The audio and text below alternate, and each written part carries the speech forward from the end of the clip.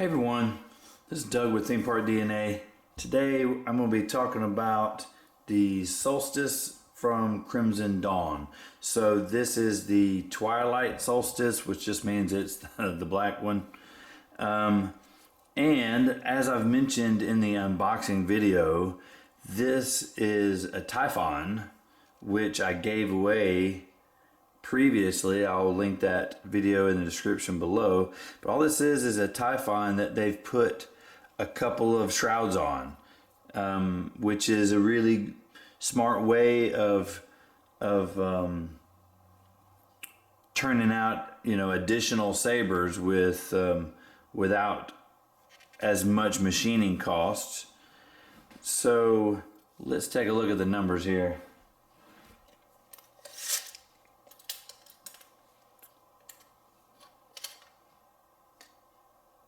It's going to come in right at 11¼ inches.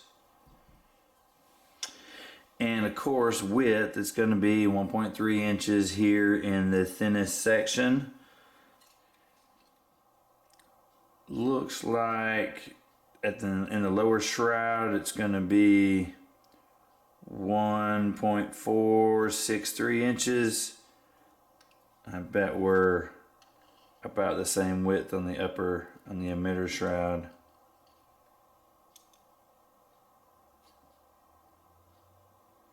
Yeah, about 1.48. So that's going to be the widest point of the saber. Still very slim and comfortable. Alright, we're going to start off with the weight, with the blade on. 1 pound, 4.8 ounces. Or 20.8 ounces, and that will be 588 grams.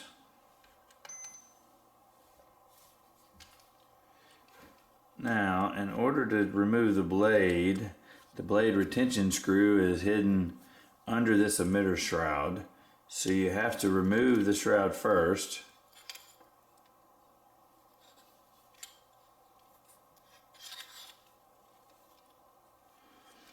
And you'll see here the blade retention screws. It has 2.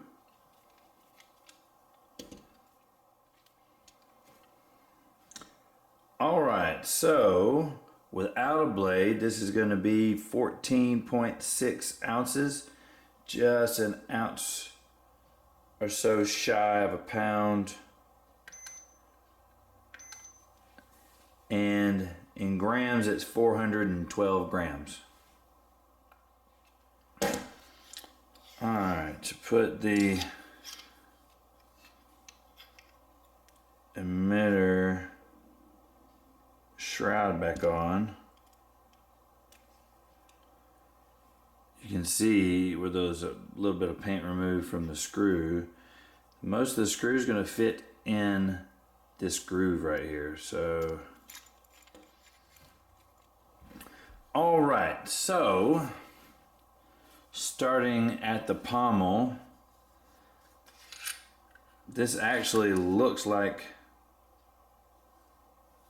it's a very similar pommel to the Typhon. It's probably the same one. I can't remember if it had these large oval sound vents or whether they were circular, but it does look like it's the same shape.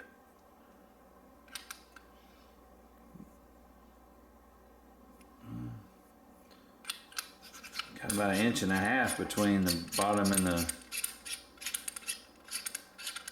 and the speaker. Alright, so this lower grip section shroud has got is asymmetrical, and I probably mentioned this in the unboxing video. So you have these horizontal ovals cut out on the front, on the switch side, which actually fits your fingers really nicely, but you're not indexed to use the switch unless you use your index finger. So the back side, which to me would be more of where your fingers go, is just kind of one large open squircle, really rectangle that where the The corners are rounded. And that's actually pretty comfortable just like that. However, a lot of people probably like this, but I kind of prefer my grip area to be symmetrical. Yes, you can use this for tactile reference so that you're not looking down to find the switch. But I'd rather just have a thumb or a forefinger close to the switch, or actually I quite find often that I'll grip from the upper section when using a saber one-handed and use my pinky to manipulate the switch. So in that regard, it doesn't really bother me. It's just kind of a little thing, I suppose.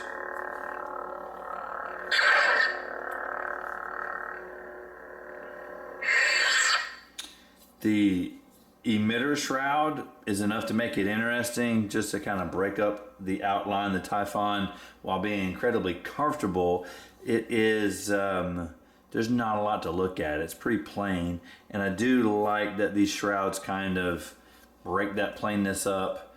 And I don't mind this upper one, although it is kind of a hassle to remove this in order to adjust the blade retention screws. But once you get them where you want them, you're not going to be changing that very often. So this is really a minor inconvenience. I don't mind the emitter shroud at all. I prefer it to the plain Typhon, I think. However, I'm gonna say I don't really care for this lower shroud, and it's removable, so you can take it off, but underneath these screws are screwed on top of paint. There's going to be scuffs. But if you're wanting to weather this and make it your own, then what's that matter? So, for that matter, you can, not only can you remove it, but you can change orientation. If you wanted to swap this to the back and because it's more comfortable for you, that's really easy to do. So really an inexpensive option that gives you some customization ability. So overall I like it, but it's definitely not my favorite Crimson Dawn design. Everything else is pretty standard to Crimson Dawn and really LGT sabers at large. One thing I just noticed is that this shroud is attached just above, at the bottom switch section. If you'll notice, let's see if this replaces that screw. No, it's just a retention screw on top of it. So one thing that I will say that I already kind of don't care for this lower shroud, but another thing that it does is it keeps you from taking the bottom of the hilt off. Usually on most of the LGT designs, and I'm going to use this Lancer here as a better example because it doesn't have a shroud on it. Normally you can divide, you can remove pieces off of most LGT sabers, and that this one of course has an added section down here, so we're going to ignore that. But the pommel is removable, and in most cases you can remove it below the switch and again above the switch.